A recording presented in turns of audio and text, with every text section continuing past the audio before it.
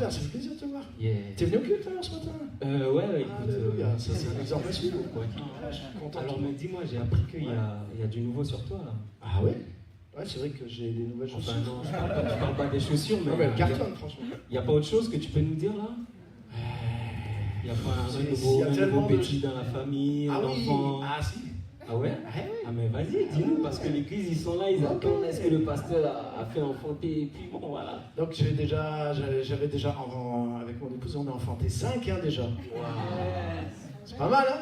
Et donc là, c'est on est dans les premiers hein, ici dans la communauté. Hein. Il y en a qui essayent de nous doubler, mais avec Bruno et son épouse aussi là, avec Monsieur Laurent aussi. On est là. Mais j'ai infanté tout seul. Ah. Et un deuxième. Ça c'est intriguant par contre. Le premier il s'appelait Y a-t-il une vie avant la mort?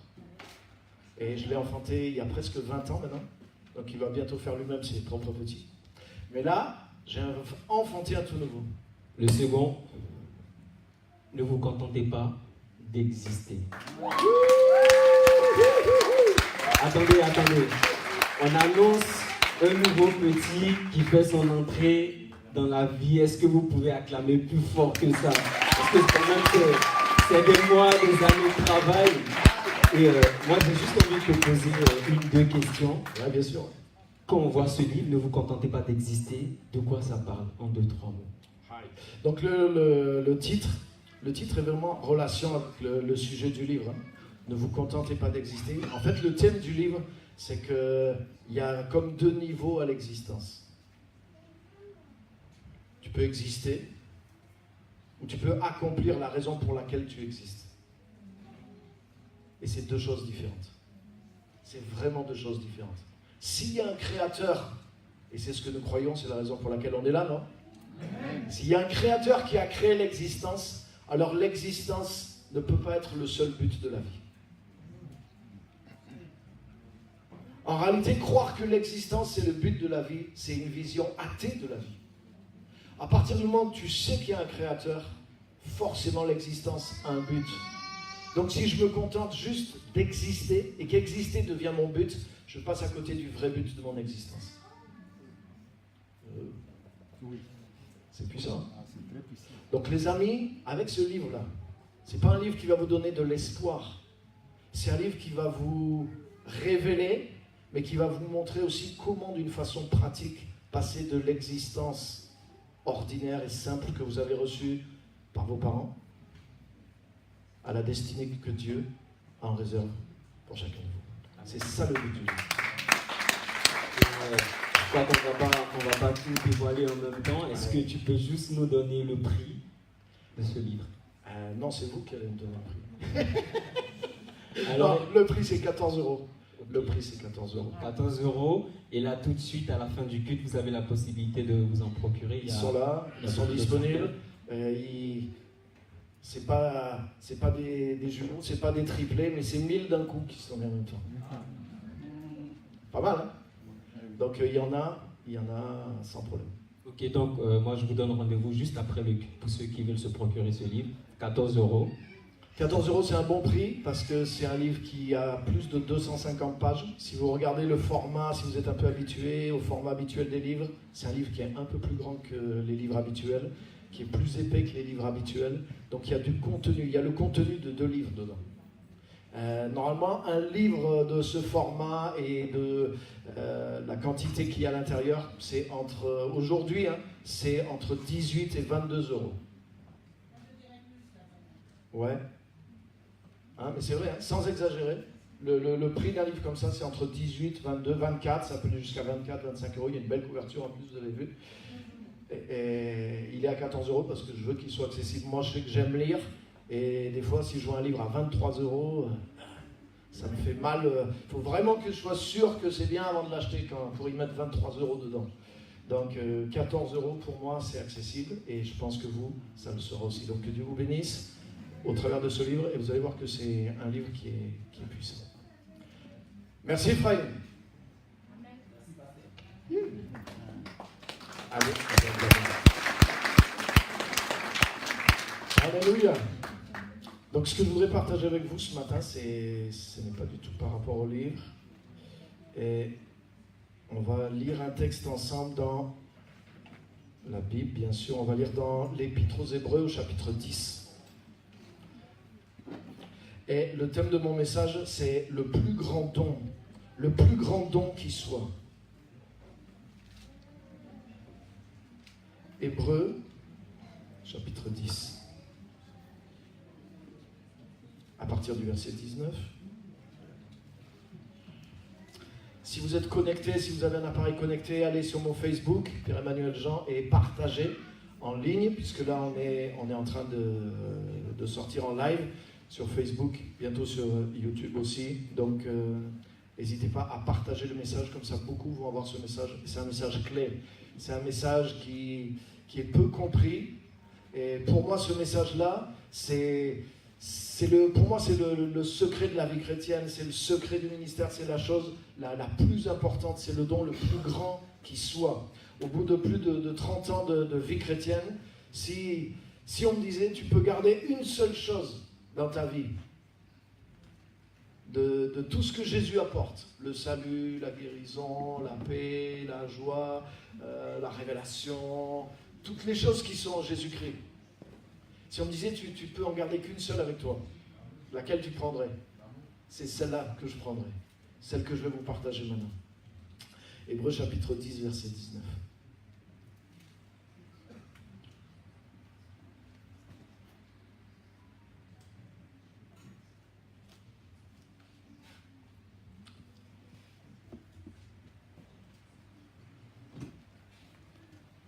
C'est le plus grand don, pour moi c'est le plus grand don de l'évangile, la chose la plus grande que l'évangile nous apporte, pour moi c'est cette chose-là. Hébreux 10, 19. Ainsi donc, frères et sœurs, nous avons, moi j'aime bien, la parole de Dieu est affirmative. C'est pas écrit peut-être, c'est pas écrit certains, c'est pas écrit les responsables de l'Église, c'est pas écrit ceux qui sont chrétiens depuis au moins tant d'années, c'est pas écrit ceux qui sont vraiment dans une sainteté de niveau 8. Non, c'est écrit ainsi donc, frères et sœurs. Alléluia. Nous possédons par le sang de Jésus l'assurance d'un libre accès au sanctuaire. Alléluia. Cette route nouvelle et vivante, il l'a inaugurée pour nous au travers du voile, c'est-à-dire de son propre corps. De plus, nous avons un souverain sacrificateur établi sur la maison de Dieu. Approchons-nous donc avec un cœur sincère dans la plénitude de la foi, les cœurs purifiés d'une mauvaise conscience et le corps lavé d'une eau pure. Alléluia. Qu'est-ce qui est pour moi la chose la plus importante? Qu'est-ce qui est pour moi le don le plus précieux de toute l'œuvre de Jésus-Christ? C'est l'accès à la présence de Dieu. Avoir accès à la présence de Dieu. Alléluia. En réalité, c'est de la logique. Si tu as accès à la présence de Dieu, tu as accès à tout le reste. Si tu gardes juste la paix et la joie, tu as la paix et la joie. Mais si tu as l'accès à la présence de Dieu, ça sera facile d'avoir la paix et la joie. Parce que Dieu, dans sa présence, va te communiquer la paix. Dans la présence de Dieu, il y a la révélation. Dans la présence de Dieu, tu peux trouver la guérison. Dans la présence de Dieu, tu peux trouver toutes les choses que Jésus a acquises. Et même, je dirais que tu ne peux pas les trouver ailleurs. Il ne suffit pas de le savoir. Il ne suffit pas d'en avoir entendu parler. Mais il faut aller le chercher dans la présence de Dieu. Alléluia.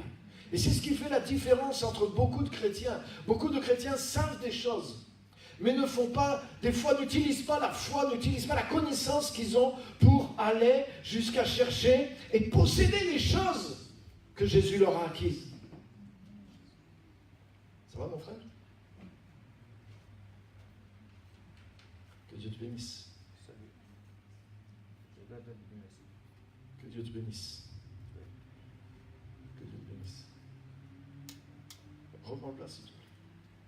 Bonjour. Ouais, bonjour. À tout le monde. Gentlemen. Que Dieu te bénisse. Donc la chose pour moi la plus importante, c'est cet accès à la présence puissante de Dieu. Ce que je sais est une chose. Ce que je reçois vient de la présence de Dieu. Par exemple, vous connaissez dans l'Évangile cette femme qui était atteinte d'une perte de sang depuis 12 ans. Cette femme, elle n'a pas de nom. On ne sait pas son nom. C'est la femme atteinte d'une perte de sang depuis 12 ans. Et il est dit qu'elle avait entendu parler de Jésus. Et ayant entendu parler de Jésus, et elle a entendu la vérité sur Jésus. Elle a entendu que si elle pouvait arriver dans la présence de Jésus et toucher Jésus, elle serait guérie. Et c'est ça qu'elle avait entendu dire sur Jésus. Elle était convaincue de ça. Et elle a dit, si seulement je peux toucher le bord de son vêtement, je serai guérie. Et malgré toutes les difficultés et même les interdictions, parce que en tant que femme qui perd du sang pour les Juifs dans la loi, tu ne peux pas toucher les gens. Si tu touches les gens, tu les rends impurs. Littéralement, d'une manière rituelle dans l'Ancien Testament. Donc elle allait jusqu'à Jésus et touchait Jésus. Comme il y avait la foule, il fallait qu'elle touche plein de gens. Donc elle faisait quelque chose qui était interdit par la loi. Et en plus, toucher Jésus, oui, elle savait qu'en touchant Jésus, beaucoup de gens avaient été guéris. Mais elle, dans son cas, c'était encore pire parce qu'elle était considérée comme impure à cause de sa perte de sang. Donc quelque part, la loi disait que si elle touchait Jésus, elle pouvait rendre impur Jésus. Donc c'est quelque chose qu'elle n'avait pas à faire. Mais elle avait tellement entendu parler de Jésus. Elle était sûre que dans le cœur de Jésus, il y avait l'amour, qu'il y avait l'acceptation et qu'il y avait la guérison. Mais vous savez ce qui s'est passé? Il a fallu qu'elle sorte de chez elle. Il a fallu qu'elle pousse tout le monde dans la foule, qu'elle se fraye un chemin jusqu'à Jésus et qu'elle arrive dans la présence de Jésus pour que ce qu'elle savait de Jésus devienne réel dans sa vie. Si elle était restée chez elle en disant « Ah, je sais que par le sang de Jésus, je peux être guéri. Je sais que par la foi de Jésus, on peut être guéri. Je sais que j'ai ma guérison, j'ai ma guérison, j'ai ma guérison. » Et qu'elle ne soit pas allée dans la présence de Jésus, elle n'aurait pas été guérie. Et tu sais quoi? C'est vrai pour nous aujourd'hui dans l'Évangile. Il y a ce que je sais, mais ce que je sais devient chair, devient réel dans ma vie lorsque je viens dans la présence de Jésus. Parce que dans la présence de Jésus, il y a la concrétisation de ce que Jésus a réellement accompli à la croix pour moi. Alléluia! La puissance vient de la présence de Jésus. Ce que cette femme savait, ce qu'elle a entendu dire sur Jésus, c'est ce qui lui a permis d'aller jusque dans la présence de Jésus avec foi, le toucher et recevoir conformément à ce qu'elle savait. Vous voyez ce que je veux dire? Donc ça veut dire que la connaissance que tu as de la parole de Dieu, le message que tu entends, ça ne suffit pas. Ce message te donne la foi, la capacité d'aller jusque dans la présence de Jésus. Et là, tu vas recevoir véritablement les choses pour lesquelles tu crois. Tu as besoin de toucher la présence de Dieu. La seule différence, c'est que Jésus n'est plus là physiquement. Mais tu sais, quand cette femme a été guérie, cette femme a poussé tout le monde dans la foule, elle a touché le bord du vêtement de Jésus. Il est dit au même instant, Jésus sentit qu'une force est sortie de lui et a touché quelqu'un. Et Jésus a dit, qui m'a touché? Et vous savez, il y avait une foule autour de Jésus. Et les disciples vont dire à Jésus, mais Seigneur, il y en a plein qui sont en train de te toucher. Et c'était vrai. Donc il y a beaucoup de gens qui touchaient Jésus physiquement. Mais parmi tous les gens qui touchaient Jésus physiquement ce jour-là, il y a une seule personne qui l'a touché spirituellement et qui a été guérie. Donc ça veut dire qu'il ne faut pas voir comme un obstacle aujourd'hui de dire « Ah mais je ne peux plus toucher Jésus physiquement, donc comment je vais faire ?» En réalité, ce n'est pas de toucher Jésus physiquement que les gens ont été guéris. C'est ceux qui, en le touchant physiquement, l'ont touché. Amen. Parce qu'ils avaient la foi, parce qu'ils ont saisi la parole et ils sont allés Jésus avec la foi dans la parole. Et là, dans la présence de Jésus, ils ont téléchargé les choses qu'ils étaient venus chercher. Parce qu'ils étaient dans le contact spirituel, ils étaient dans la foi. Ils avaient saisi la vérité à propos de Jésus. Et ça, toi et moi, nous pouvons le faire. La parole nous aide à saisir la vérité à propos de Jésus. Et si nous allons dans sa présence avec cette foi, avec cette parole, nous pouvons être au contact de cette présence et être au bénéfice de la puissance de Jésus dans sa présence. Alléluia. Alléluia. C'est pourquoi la chose la plus importante, c'est l'accès à la présence de Dieu. On ne va pas accéder à la présence de Dieu et de Jésus quand on va mourir et qu'on va aller au ciel, simplement. Ce qu'on vient de lire, il est dit, ainsi donc, frères et sœurs, nous avons, par le sang de Jésus, un libre accès au sanctuaire et à la présence de Dieu. Un libre accès, ça veut dire que tu peux réellement rentrer quand tu veux dans la présence de Dieu. Donc tu as un libre accès. Si j'ai un libre accès chez toi, ça veut dire que je peux venir quand je veux. Et bien sûr, ce n'est pas pour trouver un appartement vide. Si tu me dis que tu as un libre accès, tu peux venir me voir. Ce qui m'intéresse, c'est de voir toi et ta famille. Donc si j'ai un libre accès, ça veut dire que je peux venir quand je veux et je peux te rencontrer chez toi quand je veux. Parce que tu m'as fait ce don d'avoir un libre accès chez toi. Wow. Ce n'est pas quelque chose qu'on fait à tout le monde. Il y a des dangers des fois d'ouvrir sa porte à quelqu'un qu'on ne connaît pas. Mais Dieu, pour ses enfants, Jésus-Christ, a décidé que ses enfants auraient un libre accès à sa présence, à cause du sang de Jésus. Et c'est quelque chose d'extraordinaire. Parce que lorsque Adam et Ève ont désobéi à Dieu, l'accès à la présence de Dieu a été refermé. Regardez avec moi dans le livre de la Genèse, chapitre 3, verset 23. Genèse chapitre 3, verset 23.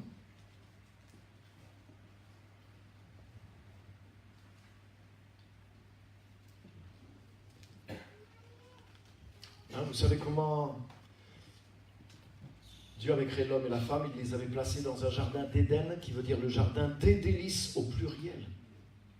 Et vous savez qu'est-ce qui faisait le plus important qu'il y avait dans le jardin d'Éden? C'était pas juste l'arbre de la vie, c'était Dieu. Qu'est-ce qui faisait que le jardin d'Éden était un jardin de délices? C'est parce qu'il y avait Dieu dans ce jardin. Déjà, c'était quelque chose que Dieu avait fait lui-même, de sa propre main. Donc, qui était supérieur à tout ce qui existait sur la planète. C'était différent de toute la végétation qui existait sur la planète. Il y avait des arbres que Dieu avait plantés de sa propre main. Vous savez que pour le reste de la création, Dieu a parlé à la terre. Il a dit que la terre fasse pousser des plantes, des arbres de toute espèce. Mais il est dit que Dieu planta un jardin en Éden. Donc l'environnement qu'il y avait dans le jardin d'Éden était différent des autres arbres. C'est pour ça qu'il y avait l'arbre de la vie. Il y avait des arbres qui étaient uniques. Il y avait des arbres qui communiquaient spirituellement quelque chose à l'homme.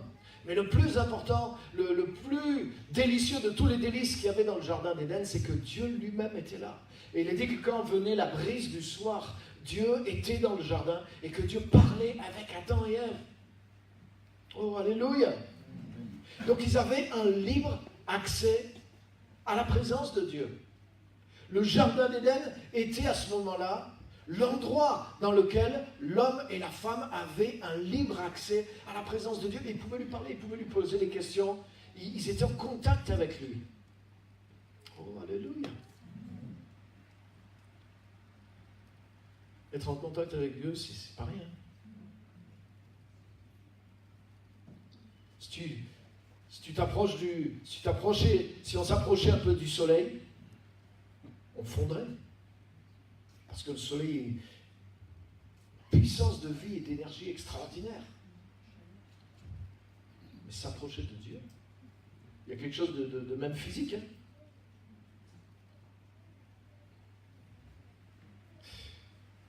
ne peux pas t'approcher de Dieu comme ça et ne pas être affecté. Et eux, ils vivaient tous les jours dans la présence de Dieu. Ils avaient un revêtement spécial pour pouvoir vivre dans la présence de Dieu. Ils avaient la gloire de Dieu même sur eux. Et à chaque fois qu'ils s'approchaient de Dieu dans sa présence, la gloire de Dieu qui était sur eux était comme rechargée. Ils étaient comme à nouveau remplis d'une gloire de Dieu, d'une présence de Dieu, d'une puissance de Dieu qui était sur eux. C'est pour ça que quand ils ont péché, ils ont découvert qu'ils étaient nus. Pourquoi? Parce que la gloire de Dieu s'est retirée d'eux. Et ils ont vu leur nudité, ils ont vu leur petitesse. Ils ont commencé à avoir des complexes d'infériorité. Ils ont perdu comme cette couche de gloire, de divinité, d'assurance, de puissance, de beauté, de pureté, de vertu qui était sur eux. parce qu'ils vivaient de la gloire de Dieu et ils étaient nourris par leur contact avec Dieu, de cette gloire de Dieu, tous les jours dans sa présence. Et quand ils ont péché, tout ça a commencé à disparaître. Et Dieu est venu vers eux, et vous savez qu'est-ce qui s'est passé? Dieu leur a dit, qu'est-ce que vous avez fait? Et ils ont avoué qu'ils avaient désobéi, etc., etc. Et il est dit, au verset 23,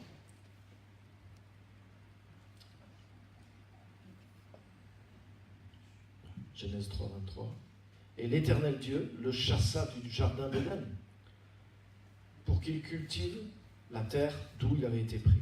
C'est ainsi qu'il chassa Adam et il mit à l'orient du jardin d'Éden les chérubins qui agitent une épée flamboyante pour garder le chemin de l'arbre de la vie. Donc, vous voyez qu'est-ce qui s'est passé? Adam a été chassé de la présence de Dieu. Il a été chassé du jardin d'Éden, mais la porte a été fermée derrière. La porte a été fermée de l'intérieur. C'est pas Adam qui a dit, ah ben, puisque c'est comme ça, j'en viendrai plus. Et qui a claqué la porte, non. Dieu l'a mis dehors, et Dieu a fermé la porte. Et il a barré l'accès avec des anges, des chérubins, qui ont une épée flamboyante. Ça veut dire que personne ne peut rentrer. Vous savez qu'à partir de ce moment-là, l'homme a toujours cherché à réouvrir la porte du ciel. La tour de Babel, c'est quoi? Bien sûr, peut-être c'est au moyen de l'occultisme, mais qu'est-ce que les gens voulaient? Ils voulaient créer une tour pour essayer de toucher le ciel. Pourquoi les églises, c'est des bâtiments qui sont de plus en plus grands, avec des flèches de plus en plus grandes, qui essayent d'aller de plus en plus haut? Pourquoi? Parce qu'on se dit peut-être qu'en construisant nos religions, regarde tous les bâtiments les plus hauts, avant qu'il y ait les buildings, hein. Mais c'était quoi? C'est les bâtiments religieux. Les mosquées, les temples, les églises, et tout le monde essaye d'aller vers le ciel. Tout le monde pense qu'on va essayer de construire quelque chose pour essayer d'atteindre le ciel. Mais même si tu faisais une tour qui fait 10 km de haut, tu ne peux pas atteindre le ciel. Tu ne peux pas ouvrir la porte du ciel. Parce que la porte du ciel, c'est Dieu lui-même qui l'a fermée. Et dans la Bible, il est dit que si Dieu ferme quelque chose, personne ne peut ouvrir. Donc personne ne peut partir de la terre et ouvrir la porte du ciel. Tu peux frapper à la porte du ciel, comme Bob Dylan. Il a chanté ça. Frapper à la porte du ciel. Mais la porte du ciel, même si tu l'as trouvée, elle ne va pas s'ouvrir parce que c'est toi qui frappes. Parce que c'est moi qui frappe. La porte du ciel a été fermée depuis l'intérieur. La seule façon pour la porte du ciel de s'ouvrir, c'est que quelqu'un qui soit à l'intérieur ouvre cette porte et sorte de cette porte pour aller vers nous. Et c'est ce que Jésus a fait. Alléluia. La parole était Dieu. La parole était avec Dieu. La parole a été faite chair. Même, vous savez, dans la Bible nous révèle la discussion qu'il y a eu dans le ciel avant que Jésus vienne sur terre. Où Jésus dit à son Père, tu n'as désiré ni sacrifice, ni offrande, mais tu m'as fait un corps. Et voici, je viens pour faire, mon Dieu, ta volonté. Et dans le rouleau du livre, il est écrit à mon sujet. Alléluia. Jésus savait que les sacrifices d'animaux ne suffisaient pas pour ouvrir la porte du ciel. Et il a dit, je viens pour faire ta volonté. Je viens pour réouvrir l'accès vers les hommes. Et ce n'est pas au travers d'un sacrifice d'animal, mais tu m'as formé un corps. Et les choses sont écrites déjà dans la prophétie, dans le livre, pour que je puisse les accomplir. La rédemption de l'homme, le fait que Dieu un jour allait réouvrir la porte du ciel, c'est la raison même d'être de ce livre. Alléluia. Alléluia.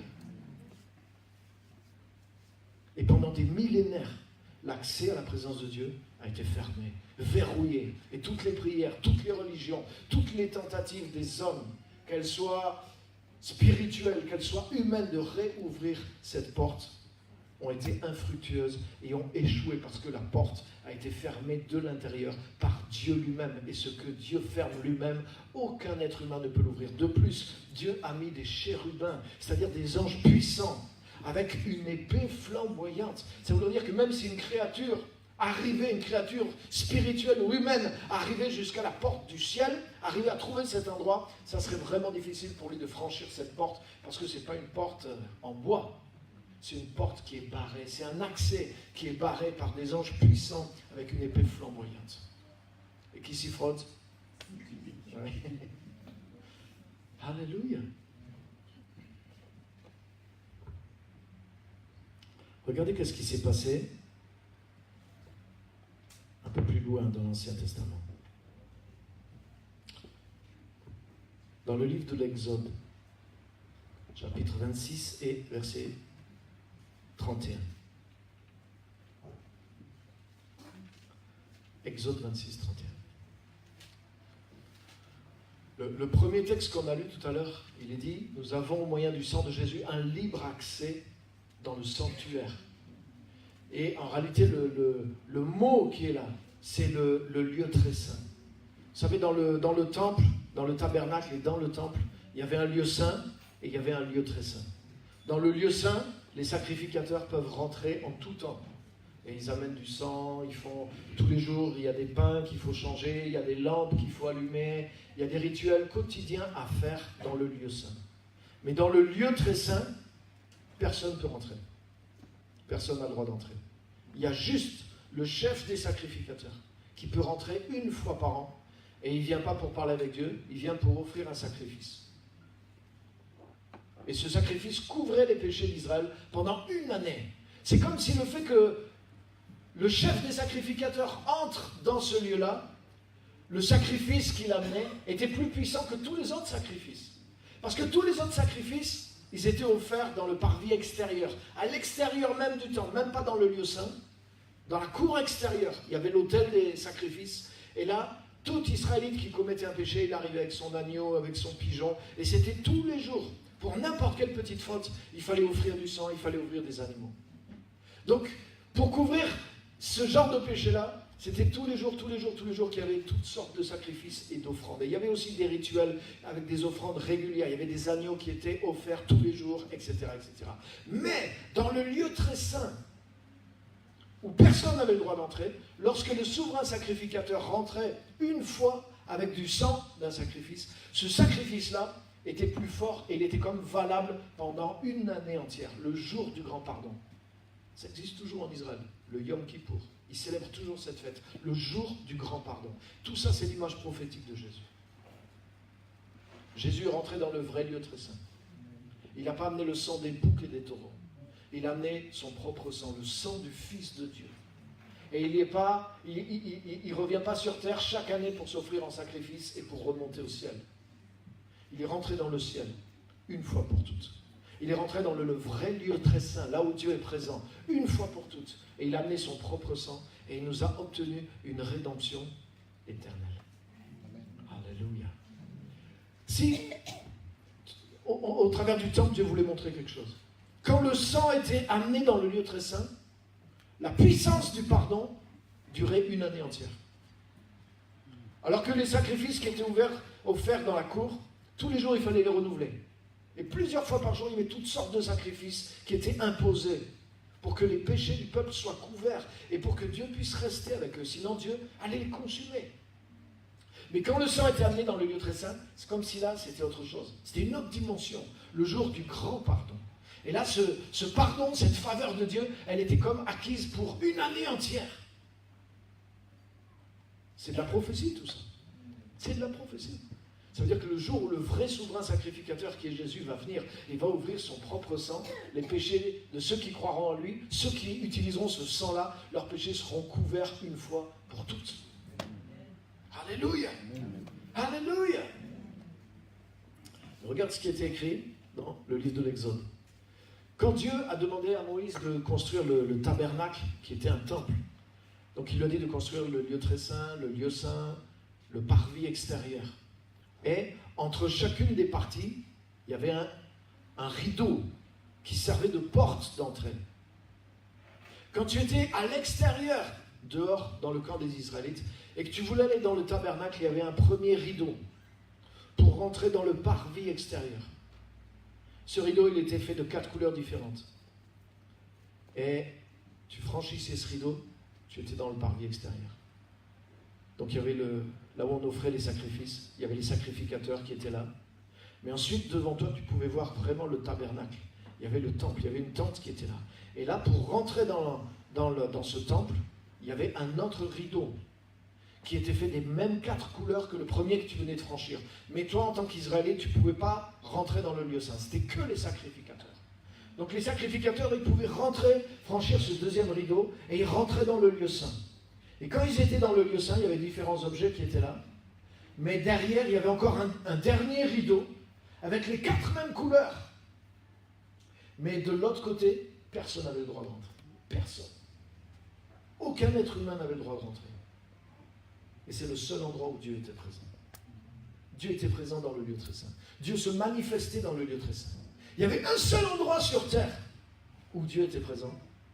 Et il y avait un seul endroit sur terre où aucun homme n'avait le droit de rentrer. C'était cet endroit-là. Donc ça veut dire quelque part, Dieu voulait être présent pour les hommes, mais Dieu ne pouvait pas être présent pour les hommes tant que Jésus n'était pas venu.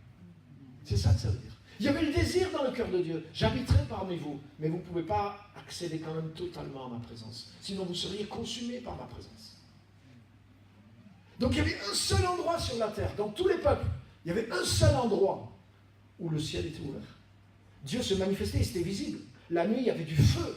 Et la journée, il y avait une nuée, comme une colonne de nuages qui était là, au-dessus du tabernacle, et pas dans le parvis extérieur, pas au-dessus du lieu saint, mais au-dessus du lieu très saint, précisément là où il y avait l'arche de l'Alliance, et précisément au milieu de l'arche de l'Alliance, là où on versait du sang sur le propitiatoire. Je vais venir là-bas tout à l'heure. Mais dans le lieu très saint, personne ne pouvait rentrer, sauf le chef sacrificateur une fois par an. Et tu sais qu'est-ce que faisaient les Juifs? Quand il rentrait, il lui attachait la jambe avec une corde. Parce que s'il mourait dans le lieu très saint, c'était interdit d'aller chercher le corps. Si jamais il mourait, il le retirait, il l'avait attaché, il lui attachait une jambe avec une corde. Et lui, il faisait son rituel dans le lieu très saint. Et s'il ne ressortait pas, il pouvait le ressortir avec la corde, parce que personne ne pouvait rentrer. Et tu sais quoi? Personne n'aurait osé rentrer. Parce qu'une chose que le peuple d'Israël a appris au travers de son histoire, c'est qu'il a appris la valeur de la présence de Dieu. Ils ont appris la crainte aussi de Dieu, la crainte de la présence de Dieu. Ils savaient que Dieu est un Dieu puissant, un Dieu redoutable. Et si Dieu avait dit, tu ne dois pas rentrer là, personne ne rentrait. Et ils savaient, ils avaient anticipé, si jamais il meurt dedans, comment on fait pour aller le chercher? On va l'attacher. Donc il avait une corde. S'il sortait tout seul, parfait. Et s'il ne sortait pas, personne n'était obligé de rentrer pour aller le chercher, parce que la porte est fermée. Et regarde bien, quand tu rentrais, quand tu étais à l'extérieur, tu franchissais le premier rideau, il avait 4 couleurs, tu pouvais rentrer dans le parvis extérieur. Les sacrificateurs pouvaient franchir le deuxième rideau et rentrer dans le lieu saint, avec les 4 mêmes couleurs. Mais le troisième rideau, il avait les 4 mêmes couleurs. Mais qu'est-ce qu'il y avait dessus? Il y avait des chérubins qui étaient représentés dessus. Tu feras un voile bleu, pourpre et cramoisi et de fin lin retors. Si vous regardez tout le descriptif, je n'ai pas eu le temps de vous montrer tout, mais vous pouvez me croire, vous regarderez dans le tabernacle, le descriptif des 3 rideaux, c'est le même, sauf que sur celui-là, il sera artistement travaillé et on y représentera les chérubins. Celui-là, c'est le rideau qui séparait le lieu saint du lieu très saint. Et ces chérubins, c'est quoi? C'est des chérubins qui sont dans le jardin d'Éden. Ça représente qu'il y a un accès, oui, Dieu est derrière, mais tu ne peux pas rentrer. Dieu est derrière cet endroit, mais tu ne peux pas rentrer là. Donc, l'accès à la présence de Dieu, c'est quelque chose qui a été perdu depuis Adam et Ève. Et c'est quand même quelque chose que Dieu voulait restaurer, et il a montré certaines choses.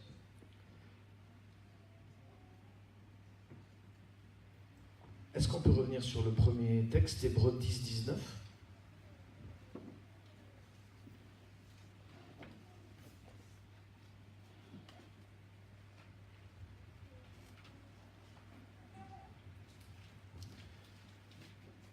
Il est dit que nous maintenant, Jésus, ainsi donc frères et sœurs, puisque nous avons au moyen du sang de Jésus une libre entrée dans le sanctuaire, un libre accès au sanctuaire. Et là, le mot qui est employé dans le grec, là, c'est pas juste le lieu saint, mais c'est le lieu très saint. Donc il est dit que nous, en tant qu'enfants de Dieu, on peut franchir ce rideau sur lequel il y a un chérubin. Vous savez, quand Jésus est mort sur la croix, quand il a expiré, il est dit, le voile du temple se déchira depuis le haut jusqu'en bas. Et c'est celui-là dont on a vu tout à l'heure. C'est ce rideau. En réalité, c'est pas un voile. Hein, parce qu'un voile, un petit coup de vent, ça peut déchirer. Mais tu liras dans l'histoire du tabernacle, tu verras l'épaisseur. C'était un rideau qui faisait plusieurs centimètres d'épaisseur. Le tabernacle, c'était quelque chose qui était fait avec du cuir, qui était fait avec des peaux, c'était quelque chose qui était transportable, qui était solide, qui était rudimentaire. C'était pas un petit voile auquel tu pouvais voir à travers. Non, c'était un rideau épais et qui était cousu avec des entrelacés et qui était quelque chose de très solide. Et ce rideau qui sépare l'homme de Dieu finalement, au moment où Jésus a rendu l'esprit et qu'il a dit tout est accompli, à ce moment-là, ce rideau a été déchiré depuis le haut jusqu'en bas. Ça veut dire c'est depuis l'intérieur que Dieu a ouvert l'accès, depuis le haut jusqu'en bas. La terre, c'est pas les hommes qui ont ouvert l'accès à la présence de Dieu, c'est Dieu, au travers de la mort de Jésus-Christ, qui a réouvert l'accès au lieu très saint depuis le haut jusqu'en bas. Alléluia. Et il est dit que nous maintenant, qui sommes en Jésus, nous qui suivons la route, on a lu ensemble là, le verset qui suit, nous avons au moyen du sang de Jésus un libre accès dans le sanctuaire, si tu peux mettre le verset qui suit, au travers, voilà, par la route nouvelle et vivante qu'il a inaugurée pour nous, au travers du voile, c'est-à-dire sa chair. Alléluia. C'est lui qui a, comme ça, son corps a été déchiré. Lui, il est comme le voile, il est comme celui qui est entre Dieu et l'homme. Et en se sacrifiant pour nos péchés, il a déchiré ce rideau. Il a brisé ce rideau pour qu'au travers de lui, on ait un accès réel à la présence de Dieu. Alléluia. C'est le don le plus puissant, les amis. En accédant à la présence de Dieu, Dieu agit en toi. Dieu change ta vie. Les choses que Dieu a promis vont se manifester en toi. Comme j'ai dit au début, la femme à la perte de sang, ça ne suffisait pas ce qu'elle savait sur Jésus. C'est quand elle a été dans la présence de Jésus que ce qu'elle savait sur Jésus est devenu réel dans son corps. Et il a suffi qu'elle le touche. Qu'est-ce qu'elle a fait? Elle est passée au travers du voile. Elle a compris qui était Jésus. Ça a été dévoilé pour elle. Et elle a cru qu'elle avait un libre accès à la présence de Jésus, alors qu'elle-même, elle saignait. Avec le sang qu'elle avait, elle, au travers de la loi, elle n'avait pas le droit de toucher n'importe quel homme. Même aujourd'hui, tu vas chez les Juifs, tu veux serrer la main, bonjour, bonjour. Si une femme, elle reste comme ça veut dire qu'elle a ses règles. Et l'homme le sait, donc il n'insiste pas. Parce que si elle te dit bonjour, elle te rend impur. Rituellement, hein, c'est pas une impureté d'avoir ses règles, c'est normal. Mais rituellement, ça veut dire que de la même façon, si tu touches du sang, si tu touches, tu es devenu... Vous voyez, c'était réel. Donc comment elle a fait pour passer par-dessus tout ça? Elle n'avait pas l'épître aux Hébreux. Comment dans sa tête elle a réussi à passer par-dessus tout ça, toucher tout le monde dans la foule et toucher Jésus? C'est pour ça que quand elle touche Jésus et que Jésus dit « Qui m'a touché ?» elle a peur. La Bible dit elle est venue toute tremblante et elle a dit « C'est moi ». Et là elle se demande « J'ai fait bien, j'ai mal fait ». Et Jésus, elle sait qu'elle a été guérie. Elle sait qu'elle a reçu la guérison. C'est dit instantanément, elle a été guérie, elle a senti qu'elle était guérie. Et au même moment, Jésus a senti une force est sortie de lui. Jésus a dit, qui m'a touché? Les disciples ont dit, mais tout le monde te touche. Et non, quelqu'un m'a touché. Qui c'est? Et la femme, c'est moi. Et elle raconte, j'ai entendu parler, je suis venu, j'ai cru, et quand je t'ai touché, j'ai senti une force.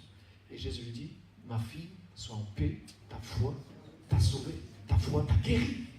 Autrement dit, tu as cru la bonne chose, tu as fait exactement ce qu'il fallait faire. Donc, ne crains pas.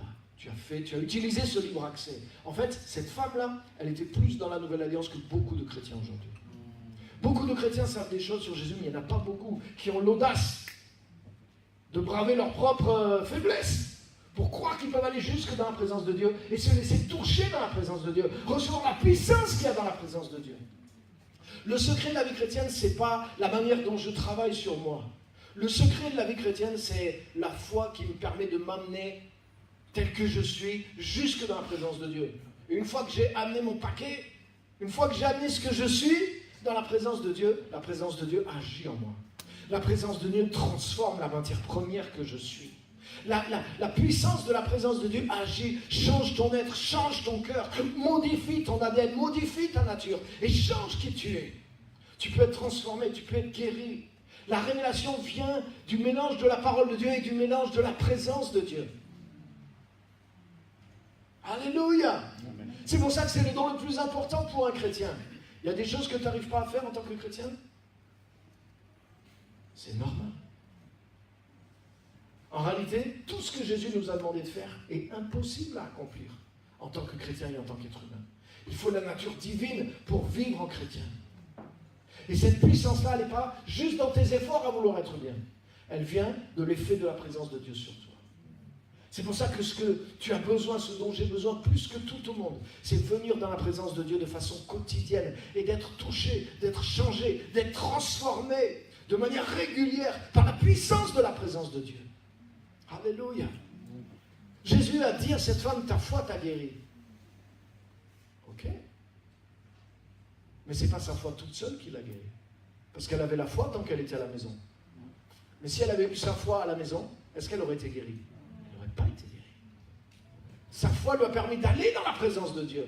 Mais c'est la présence de Jésus qui l'a guérie. Donc Jésus lui dit, oui, ta foi t'a guéri, c'est vrai. Mais c'est parce qu'elle a cru les bonnes choses, et en croyant les bonnes choses, elle s'est amenée dans la présence de Dieu. Et dans la présence de Dieu, la puissance de Jésus l'a touchée et l'a guérie. Alléluia. Mais si elle avait essayé d'exercer la même foi chez elle, elle n'aurait pas été guérie. Il faut la foi, mais il faut la présence de Jésus. Et nous avons un libre accès à la présence de Dieu. Alléluia. Alléluia. Je voudrais vous montrer rapidement, parce que le temps passe, deux choses. Qu'est-ce que ça veut dire le libre accès? Exode chapitre 25, verset 22.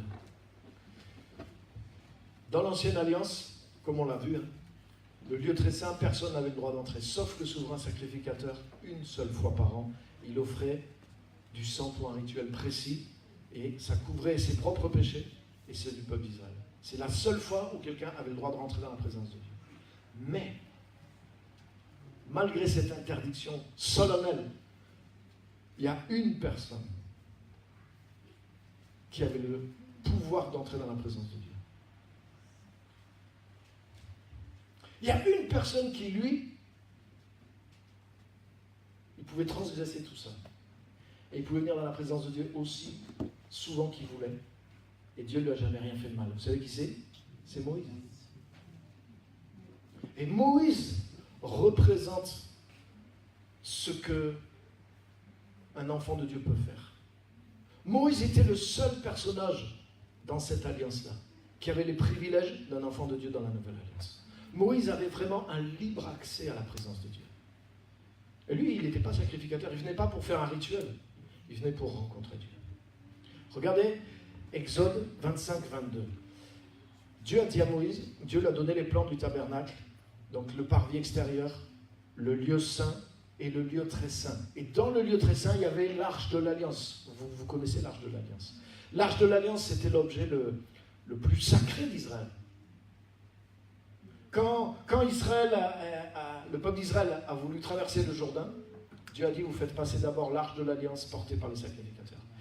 C'est là où il y avait Dieu. Quand l'arche de l'alliance portée par les Lévites, ils sont arrivés dans le Jourdain, Dieu a dit, arrêtez-vous dans le Jourdain. Ils se sont arrêtés dans le Jourdain, les eaux du Jourdain se sont arrêtées. Tout le peuple est passé à sec. Une fois que le peuple est passé, l'arche de l'alliance a continué. Vous savez, quand les murailles de Jéricho sont tombées, on connaît tous, hein, mais regarde bien, ils ont fait le tour cette fois, mais qui est marché devant? C'était l'arche de l'alliance. Dieu a dit, vous ferez passer devant l'arche de l'alliance, avec les souverains sacrificateurs qui sonneront la dernière fois, des trompettes, etc., des chauffards. Mais c'est l'arche de l'alliance qui marchait devant. Autrement dit, c'est là où il y avait Dieu. Dieu marchait devant eux. L'arche de l'alliance, c'est l'endroit où il y avait Dieu. Et quand Dieu a donné les détails de fabrication de l'arche de l'alliance à Moïse, regarde bien ce qu'il lui dit.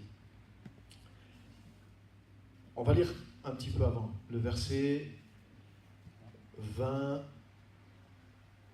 19, 18, 7. Voilà, merci. Donc, l'Arche de l'Alliance, c'était un coffre en réalité. C'était un coffre avec des barres et on pouvait porter ce coffre. Et il y avait des choses à l'intérieur de ce coffre. Il y avait les 10 commandements, il y avait plusieurs choses. Mais je ne veux pas rentrer dans tous les détails. Donc, tout ça était dans le coffre. Et par-dessus le coffre, il y avait un couvercle. Et le couvercle, c'est le propitiatoire. Propitiatoire, en français, il y a le mot propice dedans. Ça veut dire ça rend Dieu propice. Ça veut dire ça rend Dieu favorable. Le propitiatoire, c'est ce qui rend Dieu favorable.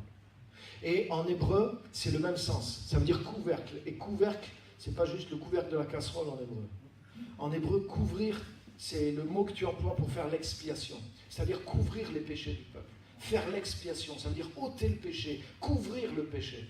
Pas juste couvrir dans le sens où je couvre une faute de façon injuste. Ça veut dire je fais l'expiation. Et donc j'enlève la faute, je couvre la faute. Donc le couvercle qui rend Dieu propice, c'est le sens de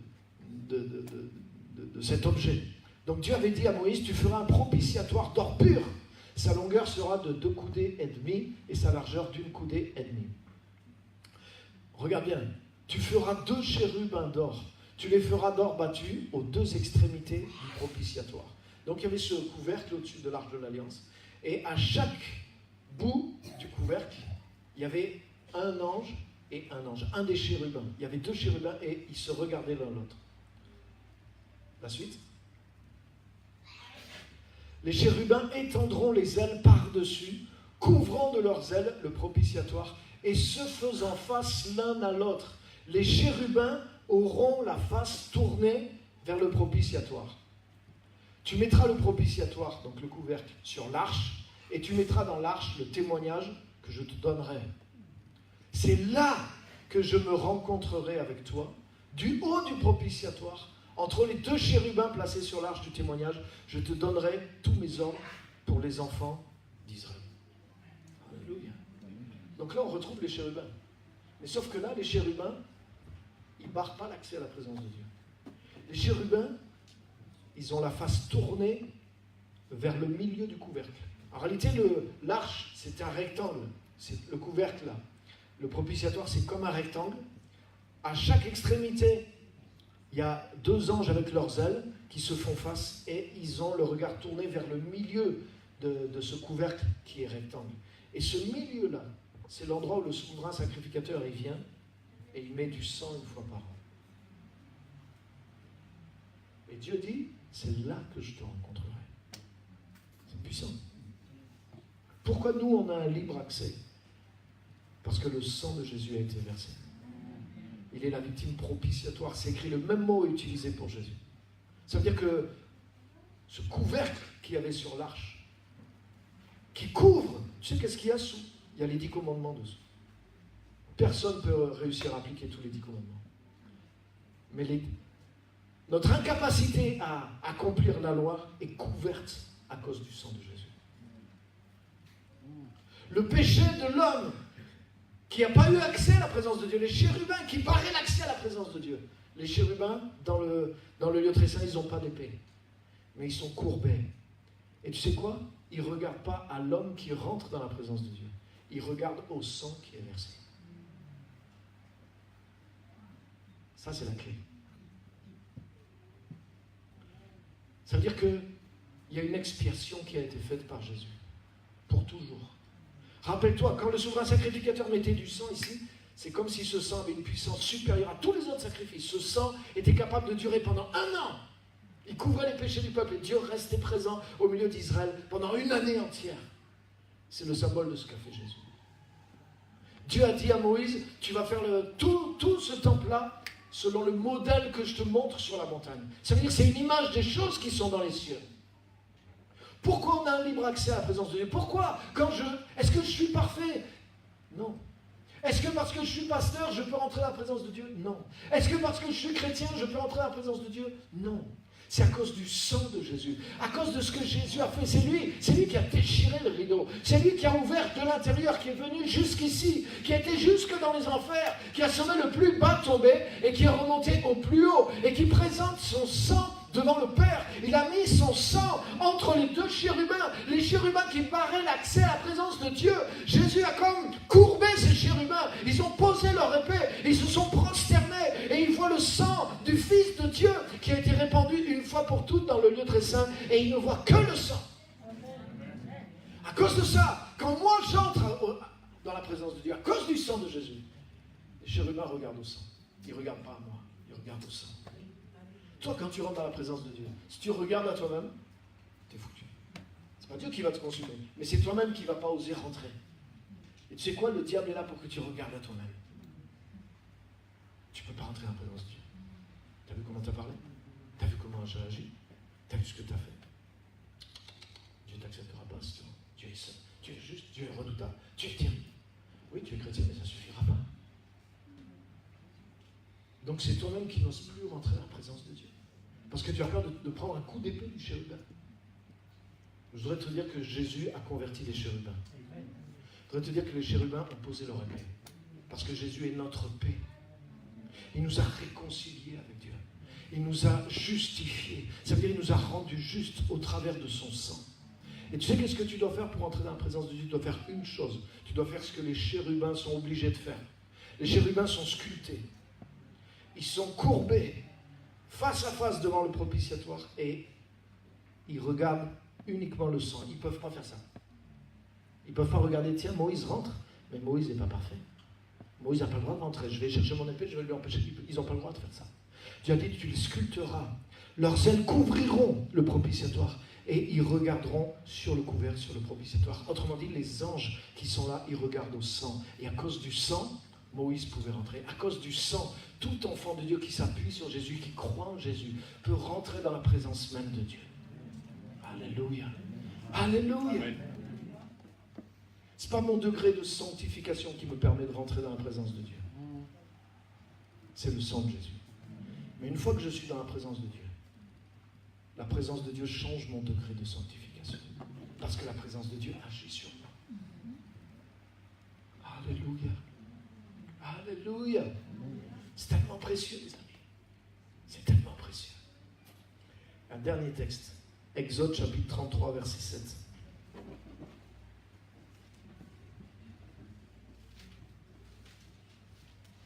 Moïse représente l'enfant de Dieu. Exode 33.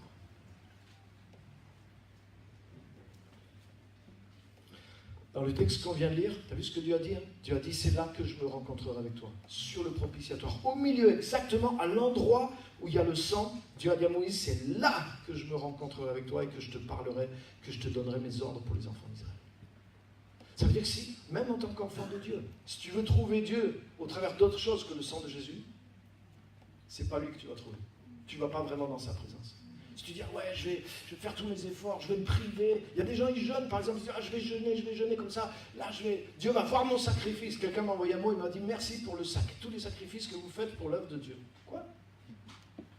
Parce que moi, j'ai aucune impression de faire un sacrifice pour l'œuvre de Dieu. Le sacrifice, c'est Jésus qui a fait le sacrifice. C'est pas au travers de mes sacrifices que Dieu va m'agréer. C'est au travers du sacrifice de son Fils que Dieu devient propice pour moi. Alléluia. Alléluia. Et Dieu avait dit à Moïse, c'est là où il y a le sang. Là, je te rencontrerai. Si tu viens là où il y a le sang, tu vas me rencontrer et je vais te parler. Si j'essaie d'aller à Dieu par moi-même, par mes efforts, par ma sanctification, si je veux présenter à Dieu autre chose, si je m'appuie sur autre chose que sur le sang, je ne peux pas rencontrer Dieu parce que Dieu n'était qu'à un endroit sur terre, l'endroit exact où il avait choisi d'être, l'endroit où il y avait du sang sur le couvercle qui est le propitiatoire. Ça veut dire que tu ne peux pas trouver Dieu en dehors que Jésus. Tu ne peux pas trouver Dieu, tu ne peux pas trouver la présence réelle et la présence puissante de Dieu en dehors de la miséricorde de Dieu, en dehors du sang de Jésus qui a été versé pour toi en tant qu'enfant de Dieu. Dieu ne peut pas te parler en dehors de la miséricorde. Pour ça, excusez-moi, mais tous les prophètes qui viennent, qui disent, ouais, Dieu va te juger, s'il t'arrive ceci, Dieu va te frapper, Dieu va faire ça. Excuse-moi, ils ne sont pas allés sur le propitiatoire. Parce que le seul endroit où Dieu parle, c'est l'endroit où du sang a été versé. Toi-même, le prophète qui parle comme ça, si vraiment tu es un prophète, tu peux venir que dans la présence de Dieu à cause du sang. Donc si toi-même tu passes par le sang, la parole que tu donnes aux autres doit être filtrée par le sang aussi. Parce que le message de Dieu aujourd'hui, c'est le message de Jésus. Ce n'est pas le message de l'ancienne alliance. Alléluia. Alléluia. Dieu te parle depuis le propitiatoire. Tu ne peux pas parler de n'importe, tu ne peux pas parler du jugement quand tu es au propitiatoire. Le propitiatoire, ça s'appelle aussi dans l'Ancien Testament le trône de grâce. C'est pour ça qu'il est dit dans l'Épître aux Hébreux aussi au chapitre 4, approchons-nous du trône de la grâce. Mais pour un Hébreu, c'est pas juste le mot grâce, ça veut dire ça parle de ça. Ça parle du propitiatoire. C'est le trône de grâce. C'est l'endroit où il y a la grâce parce qu'il y a du sang et les chérubins sont obligés de faire grâce parce qu'ils regardent au sang. Ils sont désarmés. Ils ont posé leur épée. Le temps de la guerre est fini. Le temps de la réconciliation est là. Donc tu ne peux pas prophétiser que Dieu est en guerre contre les gens. Que Dieu a la haine des gens, que Dieu va consumer les gens depuis le propitiatoire. Alléluia. Alléluia. Maintenant, la dernière chose, l'image d'un libre accès. Exode 33, verset 7. Moïse prit la tente, le tabernacle, et il l'adressa hors du camp, à quelque distance. Il l'appela tente d'assignation, ou il y a une traduction qui dit aussi tente de la rencontre. Et tous ceux qui consultaient l'Éternel allaient vers la tente d'assignation qui était hors du camp. Regarde bien. Lorsque Moïse se rendait à la tente, tout le peuple se levait, chacun se tenait à l'entrée de sa tente et suivait des yeux Moïse jusqu'à ce qu'il eût entré dans la tente. Le clou du spectacle, c'est le verset 9.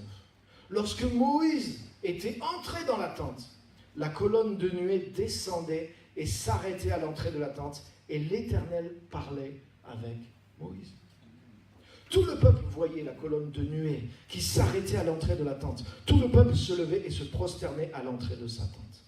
L'Éternel parlait avec Moïse face à face, comme un homme parle à son ami. Puis Moïse retournait au camp.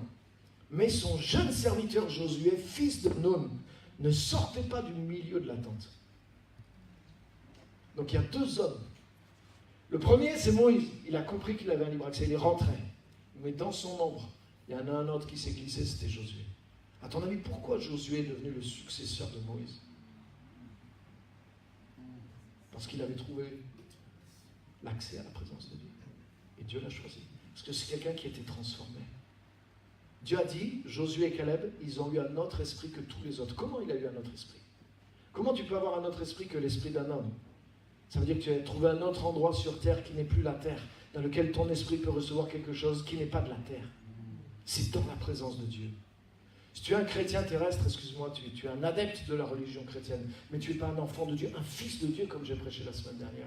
Qu'est-ce qui fait de nous des enfants de Dieu? Et qu'est-ce qui fait des enfants de Dieu, des fils de Dieu? C'est cet accès à la présence de Dieu. Parce que dans la présence de Dieu, tu es modifié par quelque chose qui ne se trouve nulle part ailleurs sur terre, qui est la présence de Dieu, la puissance de la présence de Dieu. Alléluia! Mais là, il y a quelque chose, si tu regardes bien le verset 9, si tu le lis, comme je dis, gardons nos cerveaux sur on quand on lit l'Écriture. Mais il est dit que quand Moïse rentrait dans la tente, la nuée se manifestait et descendait sur la tente et Dieu venait parler avec Moïse. Est-ce que tu te rends compte ce que ça veut dire? L'inverse déjà aurait été énorme. Il aurait pu avoir que la nuée descendait dans la tente. Moïse voyait ça et vite il va voir Dieu et il se prosterne, il rampe pour venir jusqu'à. Mais là, c'est pas ça qui est dit. Il est dit Moïse rentre dans la tente. À chaque fois que Moïse rentrait dans la tente, la colonne de nuée se manifestait. Et là, Dieu parlait avec Moïse et lui disait, voilà, il faut faire ça, ça, ça, ça, ça. Il était équipé dans la présence de Dieu. Une fois qu'il était suffisamment équipé, il ressortait et il allait redonner, il allait retransmettre ce dont il s'était chargé. Mais c'est ça la vie d'un enfant de Dieu. Tu as un libre accès à la présence de Dieu. Tu n'as pas juste accès au lieu très saint, mais le lieu très saint est vide. Tu as accès au lieu très saint, mais quand tu rentres, le lieu très saint est rempli par la présence de Dieu. Dieu se rend accessible réellement pour toi en personne. Oh, alléluia. C'est extraordinaire. En s'appuyant sur le sang de Jésus, si tu crois vraiment dans la nouvelle alliance, tu as réellement accès à ça. Et si réellement tu le pratiques, si réellement tu mets ta foi, c'est pour ça dans Hébreux 10, 19, il est dit, allons-y avec la plénitude de la foi. Comme la femme à la perte de sang, qu'est-ce qu'elle a fait? Elle a cru pleinement que si elle y allait, elle allait trouver dans la présence de Jésus la guérison. Mais c'est la même chose. Tu as un libre accès au travers du sang de Jésus. Ça veut dire si tu crois vraiment, tu t'approches de Dieu en t'appuyant sur le sang de Jésus, tu vas te retrouver là, propitiatoire, et tu vas être dans la présence de Dieu. Dieu est là. Pourquoi Jésus il dit, vous quand vous priez, ne faites pas comme ceux qui ne connaissent pas Dieu. Toi quand tu pries, ferme ta chambre et prie ton Père qui est là dans le lieu secret. Et ton Père qui est dans le lieu secret te le rendra. Mais pour un juif, c'est limite blasphématoire de dire ça. Ça veut dire que quoi? Dieu va être présent dans la chambre à coucher de n'importe qui? Non, non, non, non. Regarde aujourd'hui, à Jérusalem, le mur des lamentations. Les Juifs, qu'est-ce qu'ils font? Ils embrassent des pierres. Pourquoi? Parce que ces pierres sont posées sur d'autres pierres plus anciennes, qui, elles, ont connu réellement la présence de Dieu. Il y a certaines pierres qui sont du temps du roi Salomon, il y a eu la présence de Dieu. Et ils viennent embrasser les pierres parce qu'ils se disent, il y a un souvenir de la présence de Dieu. On peut dire, ouais, ils sont religieux. En tout cas, ils valorisent la présence de Dieu. Parce que pour eux, venir à cet endroit, il y a peut-être un reste de la présence de Dieu. Mais en tant qu'enfant de Dieu, même ta chambre devient le temple de Salomon. Si tu crois. L'endroit où tu es devient l'endroit de la présence de Dieu. Quand Jacob a dormi sur une pierre qui est Jésus, et qu'il a eu la révélation prophétique de Jésus, il a dit, mais cet endroit est redoutable. C'est la maison de Dieu. Dieu est dans cet endroit, et moi je ne le savais pas. Là où il y a Jésus, la présence de Dieu peut être réellement. Alléluia. Et c'est pour ça que si tu crois vraiment ce que Jésus a fait pour toi, si tu crois dans son sang, ta chambre peut devenir le lieu très saint. Cette église peut devenir le lieu très saint. Là où tu travailles, ça peut devenir le lieu très saint. Si tu rentres toi-même dans la présence de Dieu. Jésus a amené la présence de Dieu n'importe où il était. Jésus était au bord de la mer, il y avait des miracles. Les gens étaient édifiés. Les miracles se passaient. Jésus n'attendait pas d'être à la synagogue pour qu'il y ait des miracles. C'était lui qui amenait. Parce qu'il avait ce contact, il avait ce libre accès à la présence de Dieu. Moïse représente un enfant de Dieu de la nouvelle alliance. Il rentrait, la nuée se manifestait. Et il parlait avec Dieu. Une fois qu'il avait pris ce qu'il fallait dans la présence de Dieu, il ressortait. Et rappelle-toi, la Bible dit que la peau de son visage rayonnait. Il était chargé de la présence de Dieu. Et il transmettait ce qu'il avait reçu. Et il transmettait la puissance qu'il y avait sur lui à l'extérieur de lui. C'est exactement ce que doit faire un enfant de Dieu. Un enfant de Dieu, il ne doit pas juste prier pour que Dieu agisse du ciel.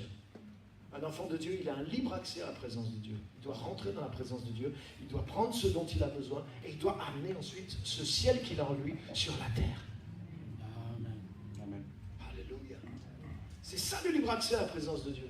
Ça veut dire que tu deviens un gérant, tu deviens un ministre de la puissance, de la présence de Dieu à laquelle tu as accès. Alors que souvent beaucoup de chrétiens, ils disent oui, je prie au nom de Jésus, je fais mes rituels religieux, mais ils ne rentrent pas dans la présence de Dieu. Ils ne connaissent pas la présence de Dieu et ils demandent à Dieu comme de descendre et de venir et de réouvrir les choses. Non, Dieu ne va pas descendre du ciel, Dieu est déjà descendu du ciel. Dieu nous a ouvert l'accès à sa présence. Et le ciel peut être n'importe où sur la terre, là où nous sommes. Lorsque nous nous appuyons sur le sang, lorsque nous allons au bon endroit, nous pouvons connecter le ciel sur la terre, là où nous sommes. Et notre rôle, c'est d'amener ce ciel auquel nous nous connectons dans la terre autour de nous. Alléluia. C'est ça que ça veut dire avoir un libre accès à la présence de Dieu. Alléluia. Mon frère, ma soeur, les chérubins ont posé leur épée. Les chérubins sont en train de regarder au sang. Quand tu viens dans la présence de Dieu, ils ne regardent pas à tes péchés. Ils regardent au sang qui a été versé. Et à cause du sang qui a été versé, tu peux rentrer dans la présence de Dieu, être changé dans la présence de Dieu, être transformé dans la présence de Dieu, être libéré dans la présence de Dieu. Ne dépend pas trop des hommes. Pourquoi un homme de Dieu ou une femme de Dieu peut avoir un pouvoir, surtout en priant? Parce qu'il est chargé de la présence de Dieu. S'il est chargé de la présence de Dieu et qu'il t'impose les mains, l'imposition des mains, ça quoi? L'imposition des mains, ça implique que tu as quelque chose à l'intérieur de toi.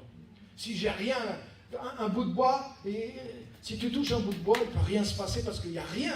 Mais si j'ai quelque chose en moi et que je te touche, quelque chose peut se passer. Mais si j'ai rien en moi, ce n'est pas parce que je t'impose les mains et que j'ai un titre de pasteur qu'il va se passer quelque chose dans ta vie.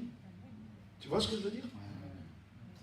C'est parce que j'ai un libre accès à la présence de Dieu que je m'en charge, que quand j'impose les mains, quelque chose peut arriver. Mais ce n'est pas valable pour moi en tant que pasteur. C'est valable pour n'importe quel croyant. Jésus a dit, voici les signes qui accompagneront ceux qui auront cru, ils imposeront les mains. Parce qu'ils ont tous un libre accès à la présence de Dieu. Ne dépend pas tellement des hommes de Dieu, alors que tu as un libre accès à la présence de Dieu. Amen. Si tu es trop faible dans ta foi pour aller jusqu'à la présence de Dieu, alors peut-être tu as besoin qu'on t'impose les mains. Mais je dirais que tout chrétien qui a développé un minimum de maturité, il sait lui-même rentrer dans la présence de Dieu. Il sait lui-même puiser dans la présence de Dieu. Et il n'a pas besoin qu'on lui impose les mains, c'est lui qui impose les mains aux autres. Parce que lui-même, il est chargé de la présence, il est chargé de l'autorité, il est chargé de la gloire du ciel. Alléluia!